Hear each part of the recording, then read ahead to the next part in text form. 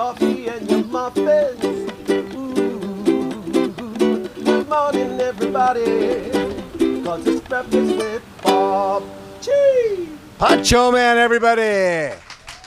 Oh, welcome back to Breakfast with Bob from Kona at Huggo's on the Rocks. My name is Bob Babbitt, brought to you by Master Spas, SFuels, right fuel, right time. HOKA, Fly Human Fly.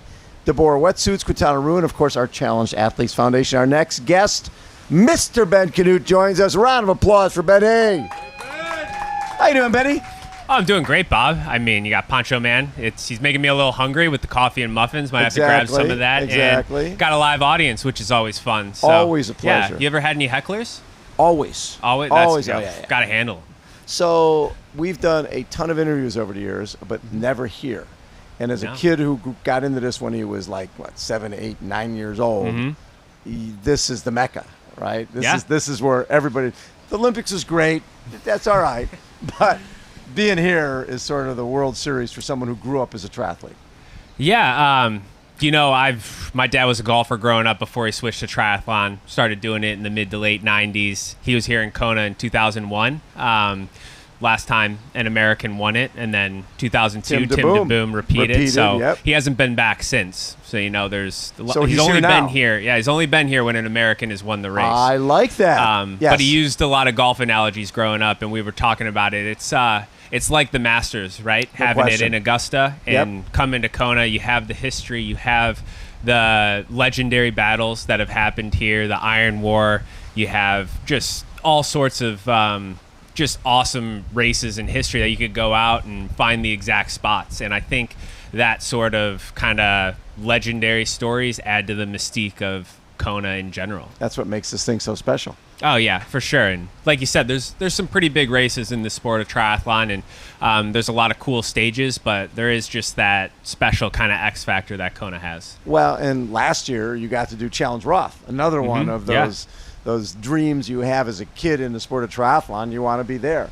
Did it live up to expectations? You get on the podium at Challenge Roth. Challenge Roth is, I feel like it's a race that everybody should experience, and purely just because of the hype that goes around it. And you got to get out to Solar Hill and either stand in the crowd or ride up it, because I mean, that town grows from just 10, 20,000 people to 250,000 on the race day. And most of them go out to that one hill.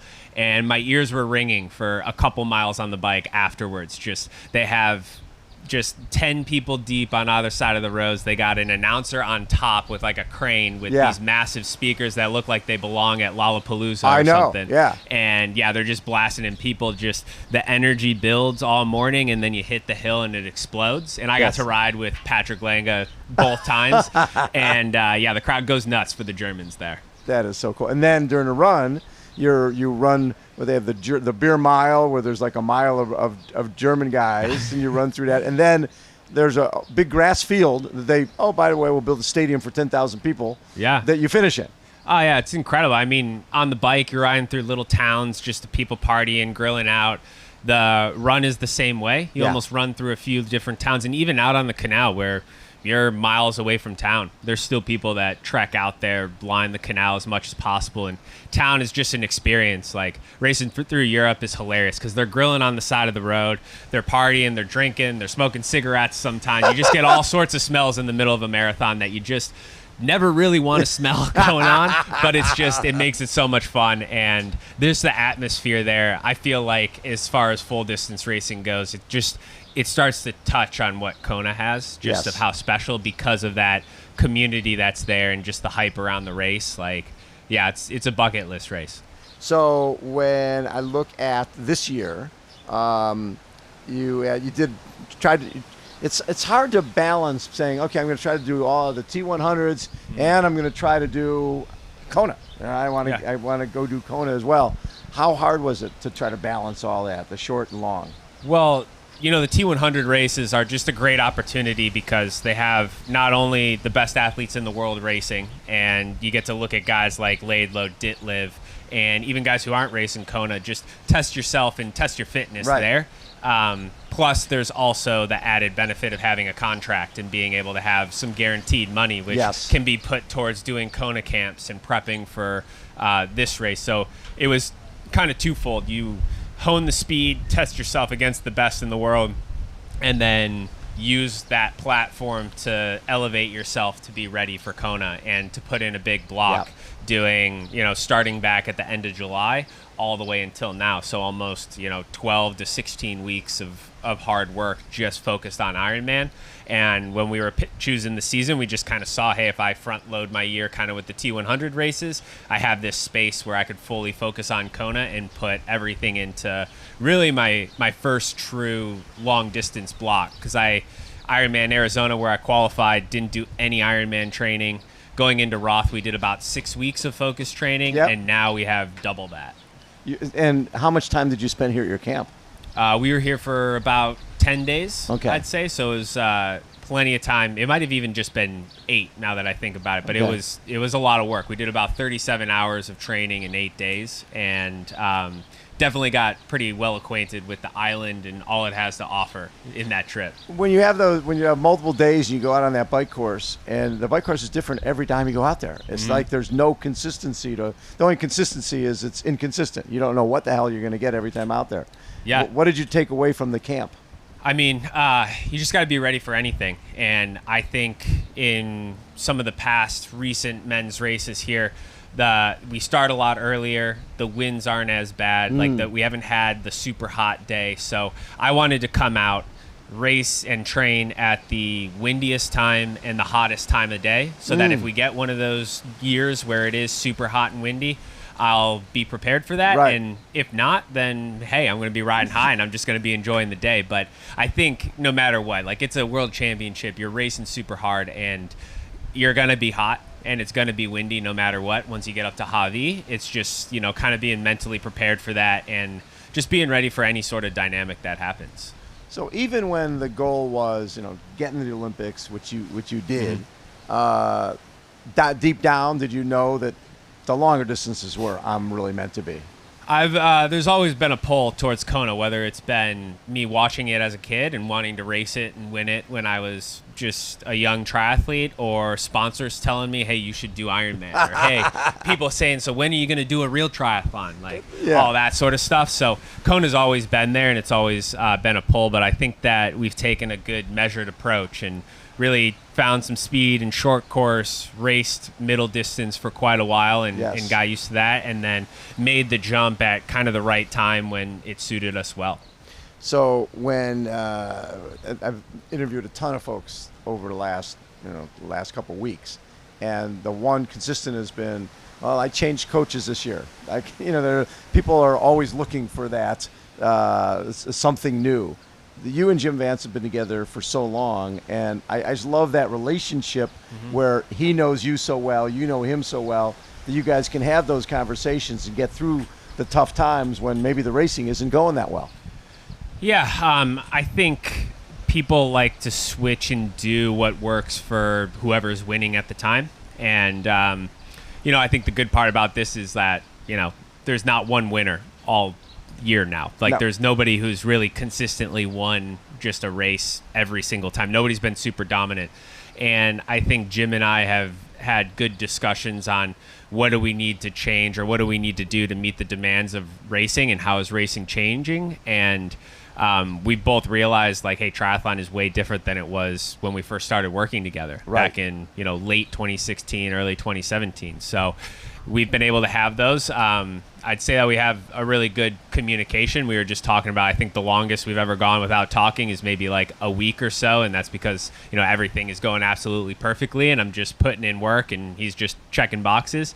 But otherwise we're constantly kind of going back and forth, and he might be pushing one thing, I might be pushing another. And I have the experience of what's happening in the race and how my body is feeling. And then he has a lot of the, science and data background. And also just, I think what has been lost in some of the recent years that's just starting to come back because, everybody feels like the Norwegian method is so scientific and you have to be sciencey. It's just that human element of you just got to enjoy yourself. You got to pick and do the style of training. If you can put in a lot of hard work and you enjoy that, and you're in a happy and a good spot mentally, Right. then you're going to have a ton of success, and you don't have to necessarily go through 100 lactate strips in a week or something like that, or be in a lab all the time or something. And I genuinely think those guys enjoy their lifestyle and their way of training, but it's what's good for them is not necessarily good for me, and we've just found that good balance. And I mean, we definitely talk and be like, okay, do we need to do this sort of thing in training or that? Like, should we look at lactate? Should we look at heart rate? Should we look at, just paces, X, Y, and Z? And so that's what we're just always learning and growing, which is great. So with being here for the first time, do you come into this and go, okay, I'm feeling this out, my real goal is 2 years from now, or is this, you know what, took me a long time to get here, I'm ready, I'm going? It's a world championship, Bob. I'm here to win. And I mean, that's the best thing about the world champs is it's just like, you can take risks. There's obvious favorites going in, but there's also people who, we aren't talking about who are going to have spectacular days. And anything can happen in Kona, in an Ironman in general. And, I feel like I've done my best work and my best preparation to have my best race possible. And that's honestly all I can control. And I'm just going to try and make the best, smartest decisions to put myself in the front of the race to give myself an opportunity to go for the win. We have Taupo coming up, 70.3 Worlds. It's a long season, October, and then that's going into December. Is that part of the plan this year, or is it just all the eggs are in the basket for this, and we'll see what happens afterwards? It's all in for Kona. I purposely didn't take my Taupo spot because I knew that after the Kona block, and then I'm going to race the grand final for the T100 in Dubai. Yeah. I knew that my preparation wouldn't put me in a place to probably be in the best shape for Taupo with how long it is and the trip it requires and everything. So I've done some of that before where you try and keep adding on and add in other races and don't take into account all the stresses, and it just it adds up, and then you're in for not a great time. So I wanted to particularly respect a world championship and just be like, okay, next year is also a big year. We know we got the Ironman Pro Series. The T100 is slowly maybe starting to release some of their races and their schedule for what they want to do.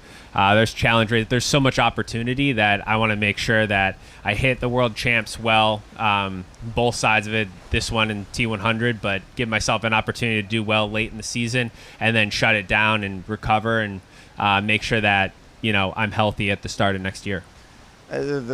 For a pro right now, with Challenge, with Super League, with PTO and T100, with Ironman, there are a lot of challenges. There's so many opportunities to make a living that I don't think were there a number of years ago.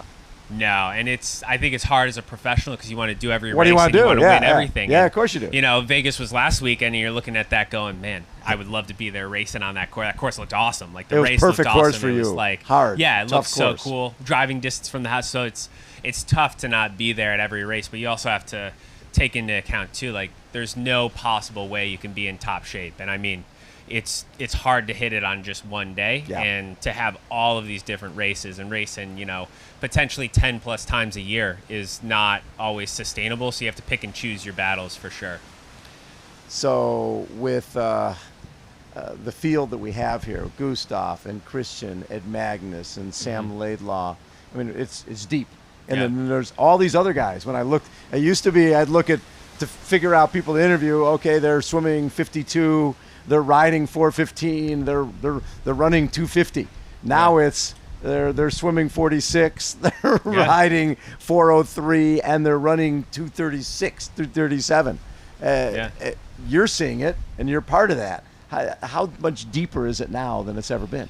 Oh, it's awesome. I mean, the level of it has just not only has it filled in the spaces, but just the top level has also gone up. And I mean, I believe we could see on a good day in Kona with the weather cooperating. I don't think sub 7:30 is out of the question in Kona, just with how fast and how hard guys are racing now.